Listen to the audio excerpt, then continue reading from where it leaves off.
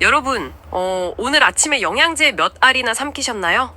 아마 책상 위에는 뭐 비타민, 오메가3, 그리고 유산균통 이런 것들이 쫙 놓여 있을 겁니다. 네, 사실 저도 아침마다 물이랑 같이 한 움큼씩 챙겨 먹고 있거든요. 맞아요. 우리는 매일같이 건강해지려고, 밖에서 무언가를 끊임없이 몸속으로 들이붓는 데 되게 익숙해져 있잖아요. 그렇죠. 내 몸에 무언가 결핍되어 있다고 믿고 그걸 계속 영양제로 채워 넣어야만 안심이 되는 그런 시스템 속에 살고 있는 거죠. 네, 맞습니다.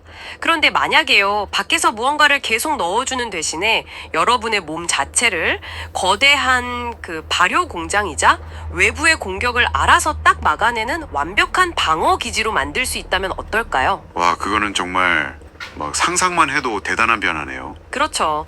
이번 딥다이브의 미션은 바로 이 지점에서 출발합니다. 단순히 이 음식이 몸에 좋다 이런 식의 단편적인 팁을 나열하는 게 아니고요. 여러분의 인체를 아주 고효율의 자급자족 시스템으로 업그레이드하는 구체적인 생물학적 메커니즘을 파헤쳐 볼 겁니다. 네, 오늘 우리가 깊이 파볼 자료들이 참 흥미로운데요. 노화의학의 핵심이라고 할 수 있는 만성염증 제어, 그리고 대사 유연성 확보를 위해서 우리 몸 안팎에서 활용하는 두 가지 전략을 다루고 있죠. 맞습니다. 그 전략의 핵심이 바로 단쇄 지방산, 영어로는 SCFA인데요. 네, 여기서 먼저 짚고 넘어가야 할 개념이 방금 말씀하신 그 단쇄 지방산입니다. 이름만 딱 들으면 뭔가 지방의 일종 같아서 거부감이 좀 들 수 있잖아요. 네, 아무리도 지방이라고 하면 몸에 쌓이는 안 좋은 거 약간 이런 이미지가 있죠. 그렇죠. 그런데 이거는 탄소 원자가 6개 미만인 아주 짧은 사슬 형태의 지방산을 말하거든요. 얘네는 우리 몸에서 그냥 단순한 에너지원이 아니라 세포들한테 특정한 행동을 하라고 막 명령을 내리는 신호 전달 물질로 작용을 해요. 아, 단순히 태워서 쓰는 연료가 아니라 지시를 내리는 메신저 역할을 한다는 거군요. 정확합니다. 오늘 자료가 정말 흥미로운 이유는 이 단쇄지방산을 활용해서 우리 인체 운영체제, 그러니까 생물학적 OS 자체를 완전히 재설계하는 방식을 제시하고 있기 때문이에요. 생물학적 OS를 재설계한다. 와, 되게 거창하게 들리는데요. 쉽게 말해서 낡고 느려진 컴퓨터에다가 그냥 메모리칩 하나 더 꽂아 넣는 식의 땜질 처방이 아니라는 거죠. 발열이 없고 속도가 엄청 빠른 그 저염증 고효율의 상태로 OS를 아예 초기화하고 업그레이드하는 과정이라고 보시면 됩니다. 이야, 생물학적 OS 업그레이드라. 뭐 컴퓨터라면 설정창 들어가서 마우스 클릭 몇 번 하면 싹 되겠지만 이 복잡한 인체 시스템에서는 도대체 어디서부터 시작해야 할지 감이 잘 안 오거든요. 그래서 자료의 흐름을 딱 보면 몸이라는 이 거대한 시스템을 이해하기 위해서 가장 먼저 음식이 들어오는 입구를 주목하고 있습니다. 아, 입구라면 위장이나 식도 같은 상부 소화기를 말씀하시는 거죠? 네, 맞습니다. 거기서 일어나는 첫 번째 방어선에 대한 이야기인데 여기서 등장하는 첫 번째 전략이 바로 아세트산을 섭취하는 겁니다. 아세트산이요? 그러니까 쉽게 말해서 우리가 주방에서 흔히 보는 식초, 그 중에서도 흑초나 현미식초에 들어있는 그 성분 맞나요? 맞습니다. 식초가 몸에 좋다는 말은 뭐 옛날부터 진짜 많이 들어보셨잖아요. 그렇죠. 뭐 피로회복에 좋다, 다이어트에 좋다 이런 얘기는 많죠. 네, 그런데 이 자료가 집중하는 거는 그 이면에 숨겨진 아주 분자 단위의 즉각적인 대사 제어 메커니즘입니다. 분자 단위의 메커니즘이요. 네, 상부 소화기에서 아세트산이 수행하는 가장 치명적인 역할이 하나 있는데 바로 당분의 효소의 활성화를 억제한다는 거예요. 아하, 당분의 효소, 탄수화물을 분해하는 그 효소 말인가요? 맞습니다. 우리가 탄수화물을 먹으면 소화 효소들이 마치 가위처럼 막 작동을 해서 탄수화물을 아주 잘게 잘라 포도당으로 만들거든요. 그래야 장벽을 통과해서 혈관으로 들어갈 수 있으니까요. 아, 그렇다면 아제트산이 그 당분의 효소를 억제한다는 건 약간 이런 건가요? 탄수화물이 혈관이라는 클럽에 막 들어가려고 할 때 입구에 딱 서 있는 유능한 보안 요원 같은 역할을 한다는 건가요? 오, 아주 재밌는 비유네요. 그러니까 사람들이 한꺼번에 막 몰려들지 못하게 문을 딱 막고 서서 입장 속도를 통제하는 그런 식인 거죠? 네, 비슷하지만 그보다는 조금 더 구조적인 개입에 가깝다고 볼 수 있어요. 문을 막고 버티는 물리적인 보안 요원을 하기보다는 사람들이 타고 올라오는 에스컬레이터의 전원을 일시적으로 다 꺼버리는 것에 더 가깝죠. 아하, 에스컬레이터 전원을 끈다. 네, 소화효소라는 가위의 작동 자체를 둔화시켜서 탄수화물이 포도당으로 잘려나가는 속도 자체를 늦춰버리는 겁니다. 속도를 늦추는 게 그렇게 중요한가요? 어차피 결국엔 다 흡수되는 거 아닌가요? 이게 왜 중요하냐면요. 혈액 속으로 포도당이 한꺼번에 쏟아져 들어오는 현상? 그러니까 혈당 스파이크를 막아주기 때문이에요. 아, 혈당 스파이크. 밥 먹고 나면 졸리고 피곤해지는 그거 말씀하시는 거죠? 맞습니다. 혈당이 급격히 치솟으면 우리 몸에서 남아도는 당분들이 혈액 속을 막 떠돌게 되거든요. 그러다가 얘네가 단백질이랑 들러붙어 버립니다. 헉! 당이랑 단백질이 결합을 한다고요? 그게 바로 자료에서 그토록 강력하게 경고하는 당독소로군요. 네, 맞아요. 최종 당화산물 AGE라고도 부르죠. 이 당독소는 혈관 벽에 있는 콜라겐이랑 결합해서 혈관을 아주 딱딱하게 만들어요. 듣기만 해도 혈관이 막히는 기분인데요. 게다가 전신에 아주 미세한 염증 반응을 끊임없이 일으킵니다. 한마디로 노화의 가장 직접적인 주범이라고 할 수 있죠. 와, 그러니까 아세트산은 이 에스컬레이터 속도를 늦춤으로써 당독소가 생성될 수 있는 환경 자체를 원천적으로 딱 차단해 버리는 거네요. 정확합니다. 그런데 여기서 진짜 흥미로운 점은요. 아세트산이 이 효소를 억제하는 것 말고도 세포 내부에 AMPK 스위치를 켠다는 내용이 나온다는 겁니다. 잠깐만요. AMPK 스위치요? 갑자기 고등학교 생물 시간으로 넘어간 것 같은데 이게 정확히 우리 몸에서 무슨 일을 하는 스위치인가요? 조금 어렵게 들릴 수 있는데 AMPK는 우리 세포 안에 있는 초정밀 에너지 센서입니다. 인류의 몸은 수백만 년 동안 에너지가 들어오면 무조건 지방으로 축적하도록 진화해 왔잖아요. 아, 네네. 옛날에는 언제 굶어 죽을지 모르는 되게 가혹한 환경이었으니까요. 그렇죠. 그래서 세포 내에 에너지가 풍부하면 이 스위치는 기본적으로 꺼져 있습니다. 몸은 안심하고 지방을 막 창고에 쌓아두는 거죠. 네, 슬프지만 아주 익숙한 현상이네요. 그런데 우리가 운동을 되게 격렬하게 하거나 오랜 시간 굶어서 에너지가 고갈되면 그때 이 AMPK 스위치가 켜집니다. 아, 비상사태다. 당장 창고 열어서 지방을 태워라. 이렇게 명령을 내리는 거군요. 야, 몸을 지방 축적 모드에서 지방 연소 모드로 확 바꿔버리는 아주 중요한 비상벨 같은 거죠. 이야, 대박이네요. 근데 방금 아세트산이 이 스위치를 켠다고 하셨잖아요. 우리는 지금 굶은 것도 아니고 운동을 한 것도 아닌데 식초 먹었다고 왜 이 스위치가 켜지는 거죠? 그게 바로 아세트산이 가진 마법 같은 생화학적 특성입니다. 아세트산이 세포 안으로 쏙 들어가서 마치 에너지가 되게 부족한 것처럼 세포를 교란시키는 거예요. 아, 페이크를 주는 거군요. 네, 실제로는 우리가 음식을 먹고 있는데도 아세트산의 화학적 신호를 딱 받은 세포는 지금 에너지가 고갈되고 있네? 라고 착각을 해서 AMPK 스위치를 탁 켜버립니다. 와, 세포를 속여서 지방을 태우게 만든다니. 그 결과로 인슐린 감수성이 급격하게 높아지고요. 혈액 속에 떠다니는 당이랑 지방을 막 끌어다 쓰기 시작합니다. 대사 유연성이 확보되는 아주 극적인 순간이죠. 식사할 때 식초 하나 곁들이는 것만으로도 효소 작동을 둔화시키고 또 세포의 연소 스위치까지 켠다니 대사 제어 측면에서는 정말 완벽한 응급 지원이네요. 정말 훌륭한 전략이죠. 그럼 이거 식초를 매일 그냥 물처럼 달고 살면 만성 염증도 사라지고 비만도 해결되고 모든 문제가 다 끝나는 거 아닙니까? 하하하, 그렇게 생각하기 참 쉽죠.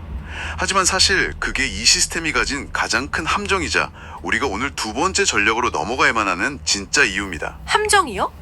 이 완벽해 보이는 방어 시스템에 무슨 빈틈이 있나요? 아세트산은 상부 소화기, 그러니까 위나 소장에서 너무 빠르고 효율적으로 흡수되어 버린다는 치명적인 물리적 한계가 있어요. 아, 흡수가 잘 되는 게 오히려 문제가 되나요?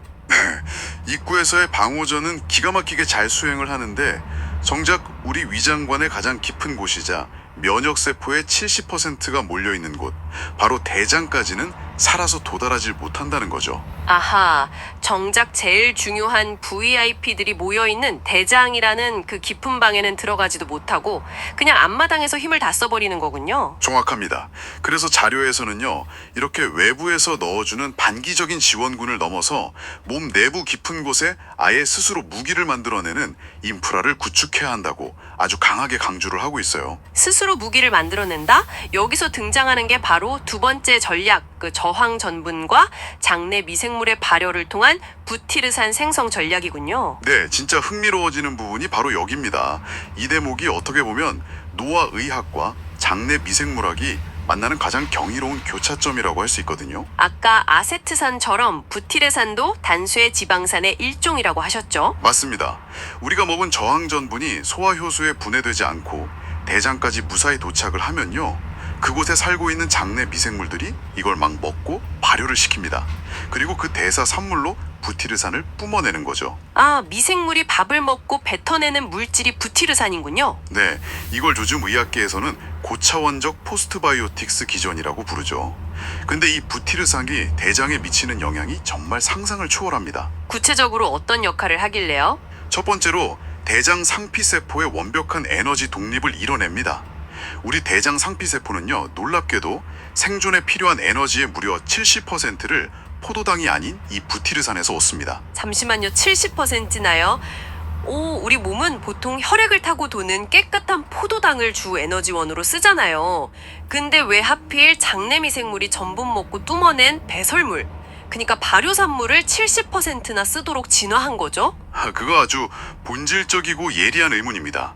진화론적으로 딱 생각을 해보면 답이 명확하게 나옵니다. 진화론이요? 네, 원시 인류에게 포도당이라는 건 사냥이나 과일 채집을 우연히 성공했을 때만 가끔 얻을 수 있는 아주 희귀한 에너지원이었잖아요. 아, 그렇네요. 매일 쌀밥을 먹을 수 있는 환경이 아니었죠? 반면에 거친 식물성 섬유질, 즉 저항전분 같은 것들은 숲에 늘 널려 있었죠. 그래서 대장세포는 안정적인 생존을 위해서 내가 굶주리는 거랑 상관없이 장내 미생물이 몸속에서 끊임없이 만들어낼 수 있는 이 부티르산을 주식으로 삼도록 진화를 한 겁니다. 와, 밖에서 포도당 공급이 딱 끊겨도 스스로 장벽을 수리하고 점막을 재생할 수 있게 자급자족 생태계를 아예 구축을 한 거네요. 그렇죠. 대장세포가 자체적인 태양광 발전소를 짓고 에너지 독립을 이룬 거나 다름없습니다. 진짜 신기하네요. 그런데 자료를 보면요, 부티르산이 그냥 단순한 에너지 공급을 넘어서 후성 유전적 조절을 한다고 되어 있습니다. 더 정확히는 H닭 억제제로 작용한다고요. 네, H닭 HDAC. 네, 전문가님, H닭 억제제라니 이거는 진짜 무슨 어려운 의학 논문에서나 볼 법한 단어인데요. 도대체 우리 유전자랑 이게 무슨 상관이 있는 겁니까? 용어가 조금 어렵게 들릴 수는 있는데요. 우리 인체의 소프트웨어가 어떻게 코딩되는지 이해하려면 반드시 알아야 할 아주 중요한 개념입니다. 소프트웨어 코딩이요? 네, 우리 DNA의 총 길이는 엄청나게 깁니다. 이걸 세포의 그 아주 작은 핵 안에 다 구겨 놓으려면 마치 실패에다가 실을 칭칭 감아 놓듯이 단백질 주위에 DNA를 아주 꽉 감아두어야 하거든요. 실패의 실을 꽉 감아둔다. 네, 상상이 됩니다. 이렇게 너무 꽉 감겨 있는 유전자들은요, 기계가 와서 읽어낼 수가 없기 때문에 그냥 발현되지 않고 잠들어 있는 상태가 됩니다. 여기서 바로 H닭이라는 효소가 등장을 하죠. 아, 걔가 무슨 역할을 하는데요? 이 H닭 효소는 DNA가 실패에 더 단단히 감기도록 아주 꽉 조여주는 역할을 해요. 아하, 그러니까 에너지를 절약하려고 당장 안 쓰는 유전자들을 자물쇠 채우듯이 꽉 잠가둔다는 거군요. 그렇습니다. 하지만 진짜 문제는 우리 몸에 만성 염증이나 암이 발생했을 때 일어납니다. 암이 발생했을 때요? 네, 우리 DNA 안에는 암세포 스스로 사멸하게 만드는 유전자나 염증을 가라앉히는 좋은 유전자들도 다 들어있거든요. 그런데 H닭이 너무 과도하게 작동을 해서 이 필수적인 유전자들마저 꽉 잠가버리는 경우가 생기는 거예요. 헉, 그럼 몸을 고치어야 하는 유전자들이 일을 못하게 되잖아요. 바로 그때 부티르산이 혜성처럼 등장해서 이 H닭의 활동을 차단해버립니다. 아, 그러니까 그 꽉 조여있던 실패를 느슨하게 탁 풀어버리는 거군요. 정확합니다. 부티르산이 세포 안으로 들어가서 실패를 느슨하게 풀어주면 꼭꼭 숨어있던 유전자들이 다시 읽히기 시작하는 거예요. 와, 대박이네요. 그 결과 암세포한테는 야, 증식 멈추고 자멸해 라는 스위치가 켜지고요. 염증을 막 일으키는 세포한테는 이제 그만 진정해라 라는 명령이 내려가는 겁니다. 야, 단순한 영양분인 줄 알았는데 유전자 코드를 직접 건드리는 거네요. 소름이 돋습니다. 이것이 바로 부티르산이 유전적 프로그래밍을 수행한다고 말하는 이유죠. 게다가 자료를 보니까 부티르산은 면역 관용까지 만들어낸다고 하더라고요. 우리 면역계가 피하 식별을 못하고 자기 자신을 막 공격하는 게 자가 면역 질환이고, 불필요한 곳에서 총을 쏘대는 게 만성 염증이잖아요. 맞습니다. 근데 부티르산이 조절 T세포, 즉 T레그 세포의 분화를 촉진한다고 나옵니다. 이 T레그 세포는 뭔가요? T레그 세포는 쉽게 말해서 전쟁터에 파견되는 평화 유지군이라고 보시면 됩니다. 평화 유지군요. 네, 일반 면역 세포들이 외부 바이러스랑 막 싸우느라 과열되어 있을 때 이 T레그 세포가 쓱 다가가서 위험 상황 종료됐다, 이제 무기 내려놔라 하면서 과도한 면역 반응을 진정시키는 거죠. 아, 브레이크를 밟아주는 거군요. 그렇죠. 그래서 만약 부티르산이 부족하면 이 평화 유지군이 생성이 안 돼서 장내에 염증의 불길이 걷잡을 수 없이 막 번지게 되는 겁니다. 아, 여기까지 들으니까 제가 한 가지 강한 의문이 팍 듭니다. 어떤 의문이시죠? 아니, 부티르산이 이렇게 대장세포의 생존도 책임지고 암세포 유전자도 끄고 심지어 평화 유지군까지 만들어내는 만능 물질이라면 그냥 제약사에서 부티르산을 알약 형태로 만들어서 캡슐로 팔면 되는 거 아니나요? 아주 자연스러운 생각입니다. 굳이 우리가 맛없는 전분 챙겨 먹고 장내 미생물한테 밥 줘서 걔네가 발효할 때까지 기다리는 그 번거로운 과정을 왜 거쳐야 하죠? 알약 하나 꿀꺽 삼키면 편하잖아요. 매우 타당한 지적이에요. 실제로 수많은 과학자들이랑 제약사들이 그 시도를 엄청나게 했습니다. 부티르산 보충제를 캡슐에 담아서 사람한테 직접 먹여본 거죠. 오, 그래서 결과가 어땠나요? 참담하게 실패했습니다. 아, 진짜요? 왜요? 왜냐하면 인간의 소화관이라는 곳이 우리가 생각하는 것보다 훨씬 더 혹독한 환경이거든요. 우리가 알약으로 먹은 부티르산은 위에서 아주 강력한 위산을 만나고 또 쓸개즙의 담즙산 공격을 받습니다. 아, 녹아버리겠네요. 네, 게다가 7m나 되는 기나긴 소장을 막 거치면서 죄다 분해되거나 흡수되어 버려요. 정작 부티르산이 가장 절실하게 필요한 곳은 대장인데 거기까지 살아서 도달하지를 못하는 겁니다. 아하, 아까 앞서 그 식초, 아세트산이 겪었던 물리적 한계랑 똑같은 상황에 부딪히는 거군요. 맞습니다. 그래서 자료에서 계속 막 나노페이스트 고압 압출 공법 같은 복잡한 기술을 계속 언급했던 거예요. 아, 저도 처음엔 그 단어 보고 무슨 공상과학 영화에 나오는 로봇 부품 이름인 줄 알았어요. 그게 그냥 전분가루를 기계로 꾹꾹 눌러서 뭉쳐놨다는 뜻인가요? 단순히 그렇게 뭉쳐놓은 수준이 아닙니다. 식물에서 추출한 전분에다가 극도의 압력이랑 열, 그리고 수분을 가해서 분자 구조 자체를 완전히 변형시키는 아주 첨단 가공 기술이에요. 분자 구조를 바꾼다고요? 네, 이렇게 만들어진 고밀도의 저항 전분은요, 인간의 상부 소화 효소들이 가위질을 막 하려고 해도 분자 구조가 너무 치밀해서 도저히 잘라낼 수가 없습니다. 와, 완전 방탄복을 입힌 거네요. 네, 위장과 소장을 아주 유유히 통과해서 대장까지 고스란히 도달할 수 있는 완벽한 장갑차를 만들어낸 셈이죠. 아, 인간의 소화 효소로는 못 뚫지만 장내 미생물들만 가지고 있는 특수 효소로는 분해할 수 있다는 거군요. 정확합니다. 그렇다면 왜 알약이 안 되고 굳이 저항 전분이어야 하는지 딱 그림이 그려집니다. 알약을 먹는 거는 그냥 하늘에서 일회성 보급품을 똑 떨어뜨려 주는 거고, 이런 고밀도 저항 전분을 대장으로 쫙 보내는 건 장내 미생물들이 24시간 내내 쉬지 않고 부티르산을 뿜어내는 발효 탱크 자체를 내 몸속에 건설하는 일이네요. 와, 발효 탱크 완벽한 통찰입니다. 이것이 바로 우리가 장기적인 인프라 구축이라고 부르는 진짜 이유거든요. 이대 정리가 싹 되네요. 이제 이 두 가지 전략의 성격을 명확하게 구분하실 수 있을 겁니다. 식초, 즉 아세트산을 통한 섭취가 상부 소화기에서 수시간 내 혈당 스파이크랑 대사 스트레스를 팍 진압하는 단기적인 기동 타격대라면요, 네네. 저항 전분을 통한 부티르산 생성은 하부 소화기에서 24시간 끊임없이 항염증, 항암 방어선을 유지해주는 장기적인 방어 인프라는 겁니다. 야, 그럼 이 두 가지 전략이 우리 몸이라는 이 하나의 거대한 시스템 안에서 동시에 가동되면 어떤 일이 벌어질까요? 시너지가 엄청나겠죠. 상부 소화기에서는 아세트산이 혈당 스파이크를 막아서 당독소라는 쓰레기가 아예 안 생기게 차단을 딱 하고, 동시에 하부 소화기에서는 부티르산이 대장 상피세포를 강철처럼 튼튼하게 재생시켜서 염증 독소들이 혈관으로 막 새어나가는 장로수를 틀어막는 거잖아요. 네, 위아래서 완벽하게 협공을 하는 셈이네요. 이 협공, 그러니까 시너지가 만들어내는 가장 놀라운 결과가 하나 있습니다. 바로 좀비 세포의 통제예요. 좀비 세포요?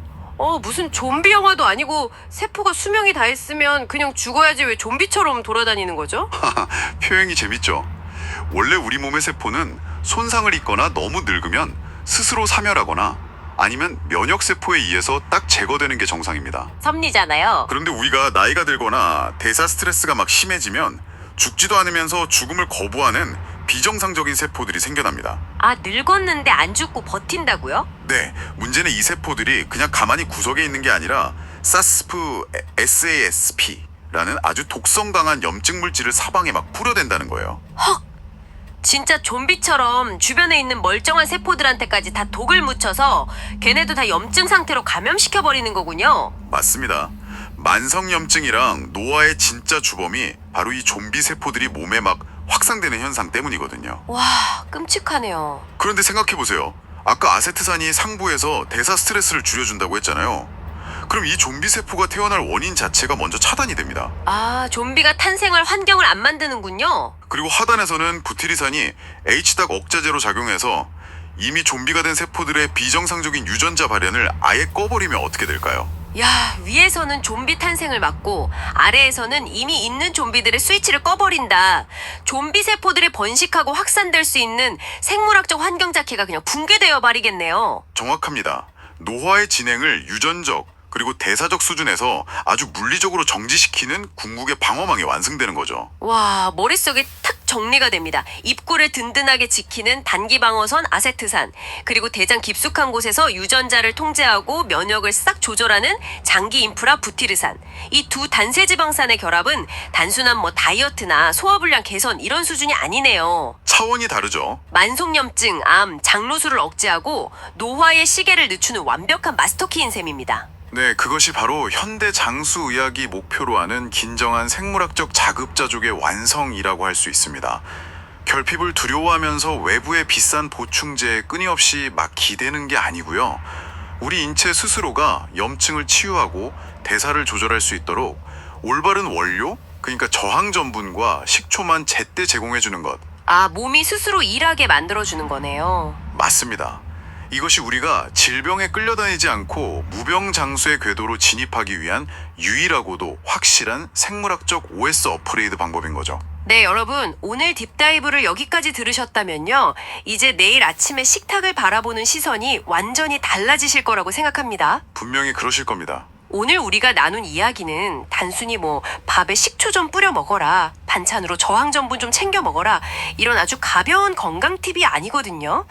여러분의 몸이 원래부터 스스로를 치유하고 염증을 잠재우고 에너지를 100% 생산해낼 수 있도록 진화된 아주 경이로운 자급자족 공장이라는 사실을 깨닫는 시간이었습니다. 네, 내 몸의 잠재력을 믿어야 하는 거죠. 그리고 그 거대한 공장의 스위치를 켜는 건 막 밖에서 파는 외부의 비싼 약물이 아니라 바로 여러분이 매일 선택하는 식단의 조합이라는 아주 강력한 생물학적 확신입니다. 네, 매일의 선택이 쌓여서 유전자를 깨우는 거니까요. 맞습니다.